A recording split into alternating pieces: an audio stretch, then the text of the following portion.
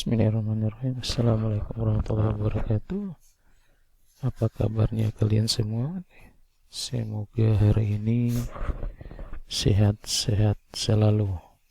Oke, anak-anakku sekalian, walaupun dalam kondisi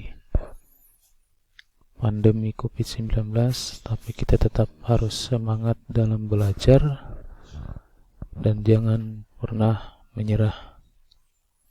Hari ini kita akan belajar tentang yang namanya klasifikasi makhluk hidup, yang mana klasifikasi ini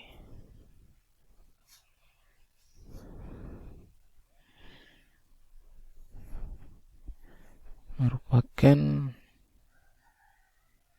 pengelompokan makhluk hidup. Nanti adik-adik semua bisa lihat sendiri di tampilan slide-nya.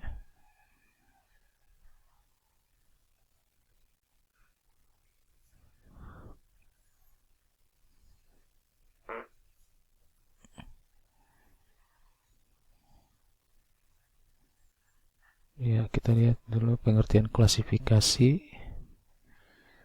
Klasifikasi makhluk hidup adalah cara pengelompokan makhluk hidup berdasarkan kesamaan dan ciri yang dimiliki.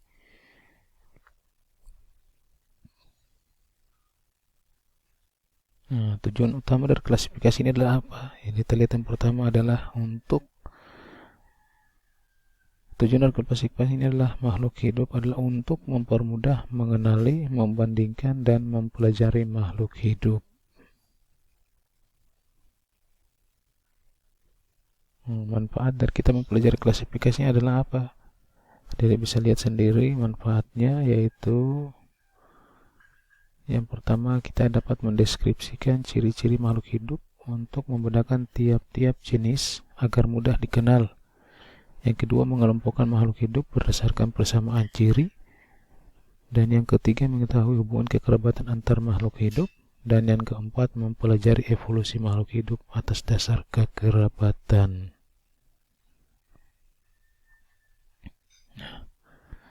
Sekarang kita lihat klasifikasi berdasarkan kesamaan ciri yang dimiliki, klasifikasi berdasarkan ciri bentuk, morfologi, dan organ dalam tubuh, dan klasifikasi berdasarkan ukuran tempat hidup, cara hidup, dan manfaatnya. Itu adalah merupakan dasar-dasar klasifikasi. Nah, jadi dasar-dasarnya itu yang pertama klasifikasi berdasarkan kesamaan dan ciri yang dimiliki, klasifikasi berdasarkan ciri bentuk, morfologi, dan organ dalam tubuh atau anatomi, dan klasifikasi berdasarkan ukuran tempat hidup, cara hidup, dan manfaatnya.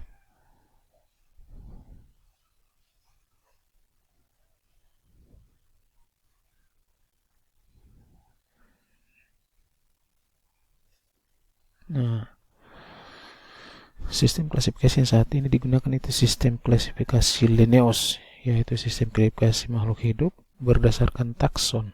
Nah, yang mana takson ini adalah urutan klasifikasi makhluk hidup berdasarkan ciri yang paling umum hingga ciri yang paling khusus.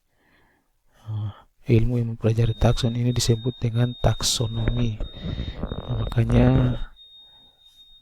Carolus Linnaeus ini disebut sebagai bapak taksonomi karena dia menemukan sistem klasifikasi ini.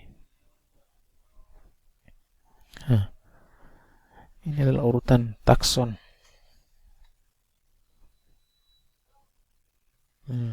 Urutannya dimulai dari kingdom. Yang paling atas adalah kingdom atau kerajaan, phylum atau keluarga besar atau bagian, klasis kelas, ordo itu bangsa, familia suku, genus itu marga, dan spesies yang paling kecil adalah merupakan jenis.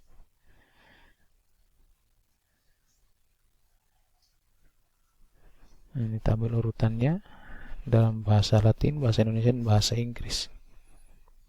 Anda bisa lihat bahasa Latinnya adalah regnum, bahasa Indonesia dunia, dan bahasa Inggrisnya adalah kingdom.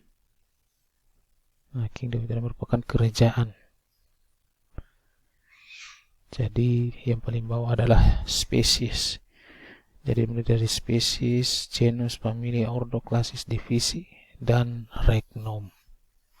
Jenis, marga, suku, bangsa, kelas, divisi, dunia. Jadi itu ada urutan dari yang kecil ke yang besar. Jadi harus perhatikan urutannya itu agar sehingga ketika ada soal terkait dengan urutan takson pada makhluk hidup, dia bisa tahu semua. Oke, lanjut ke berikut, yaitu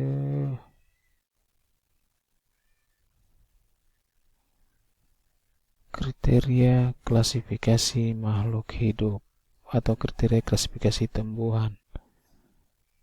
Yang pertama, berdasarkan organ reproduksinya, dia menggunakan spora atau bunga. Sedangkan spora atau bunga termasuk perdu, semak atau pohon, dan berdasarkan bentuk dan ukuran termasuk melengkung, menjari, sejajar atau menyirip, dan berdasarkan cara berkembang biaknya dengan seksual generatif dan aseksual vegetatif. Nah, itu pada tumbuhan. Sekarang kita lihat pada hewan, kriteria klasifikasi pada hewan. Pertama, terkait dengan saluran pencernaan, itu pada hewan tingkat rendah hewan tingkat rendah tidak punya, hewan tingkat tinggi punya saluran pencernaan makanan. Sedangkan kerangka tubuh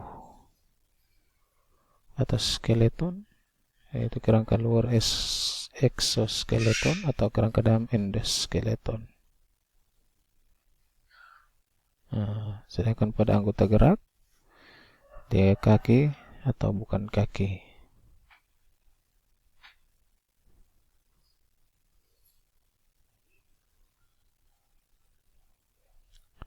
Sekian dan terima kasih untuk hari ini. Ini adalah merupakan terkait dengan materi klasifikasi hidup. Kita akan lanjut lagi pada pertemuan minggu depan. Dan jangan lupa untuk mengerjakan tugas. Ini adalah tugasnya, yaitu tuliskan kesamaan dan ciri yang dimiliki dalam anggota keluargamu berdasarkan ciri morfologi. Jadi bagian luar saja.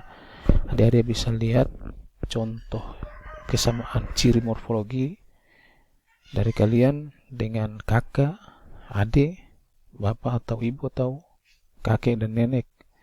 Kalian bisa lihat ciri-ciri morfologi bagian luar itu antara kalian dengan satu dengan lain, persamaannya di mana? Apakah dari bentuk rambut, jenis rambut, bentuk hidung, atau bentuk telinga dan yang lainnya. Nah, lalu adik-adik tuliskan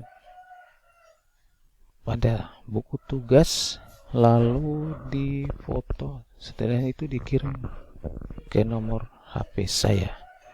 Demikian, terima kasih untuk hari ini. Assalamualaikum warahmatullahi wabarakatuh.